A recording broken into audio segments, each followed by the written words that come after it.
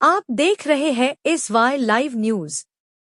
वक्फ संशोधन बिल पिछले कुछ दिनों से लगातार चर्चा में बना हुआ है और मुस्लिम संगठन के अलावा कई विपक्षी दल इसका खुलकर विरोध कर रहे हैं।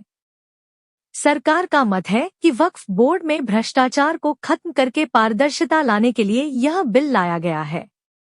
वहीं विपक्ष का मानना है कि सरकार इस बिल के जरिए मुस्लिमों का अधिकार छीन रही है। SDPI ने बुधवार दोपहर में कौसा स्थित अपने कार्यालय के समीप वक्फ संशोधन बिल की प्रतियां फाड़कर बीजेपी सरकार के खिलाफ नारे लगाकर विरोध प्रदर्शन किया। मुंब्रा से यूसुफ पुरी की रिपोर्ट।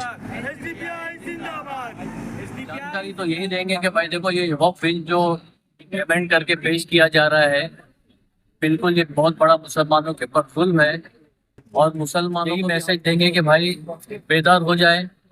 ये जो प्रॉपर्टी है ये मुसलमानों की है, जो अल्लाह के नाम पे दी गई है।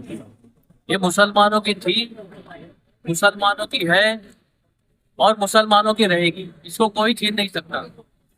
देखो, जो आम मुसलमान है, जो मस्जिद से भी दूर है या दीन से भी दूर है, लेकिन वो इसको बर्दाश्त नहीं कर सकता है कि कोई मस्जिद को तोड़े, मस्जिद पर कब्जा करे, दरगाह को तोड़े, दरगाह को कब्जा करे। ये कोई मुसलमान बर्दाश्त नहीं कर सकता। आपका कहने का मतलब है कि ये समुदाय, मुसलमान समुदाय को निशाना बनाया जा रहा है। दिसंबर हुआ, मुसलमानों ने यही सोचा कि भाई छोड़ दो, एक मस्जिद के लिए पूरे देश को जो है वो असंतुलित नहीं करना है, पूरे देश में जो है वो हिंसा नहीं करना है, इसलिए पूरे देश के मुसलमान खामोश रहे। लेकिन अब जो है वो मुसलमान खामोश नहीं रहेंगे। अगर मोदी जी चाहते हैं कि पूरे देश में स्टेबिलिटी रहे, सोशल स्टेबिलिटी रहे, तो उनको ये कानून वापस लेना पड़ेगा।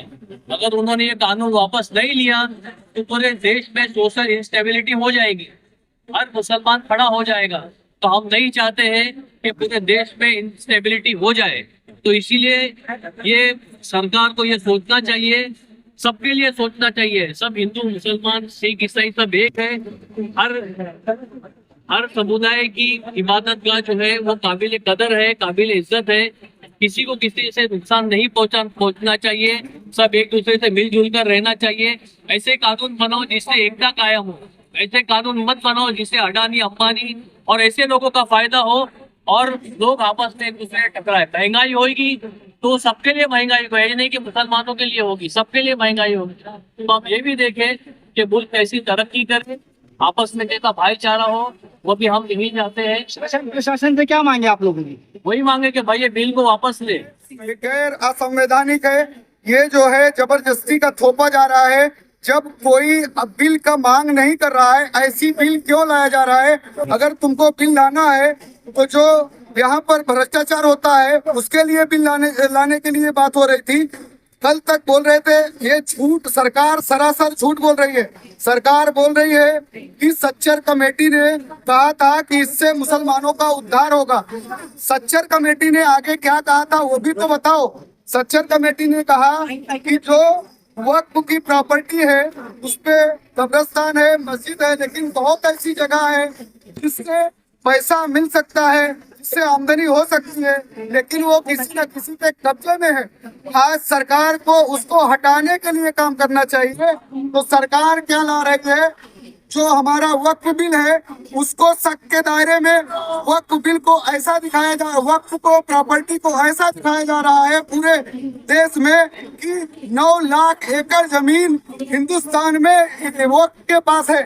आप गैर और भी धर्म के पास आप देखोगे इससे ज्यादा प्रॉपर्टी है। एक एक स्टेट में इससे पूरे देश की प्रॉपर्टी गिना रहे हैं, लेकिन एक स्टेट में मैं आपको बता दूं, मंदिर प्रबंधन के पास इससे ज्यादा प्रॉपर्टी है।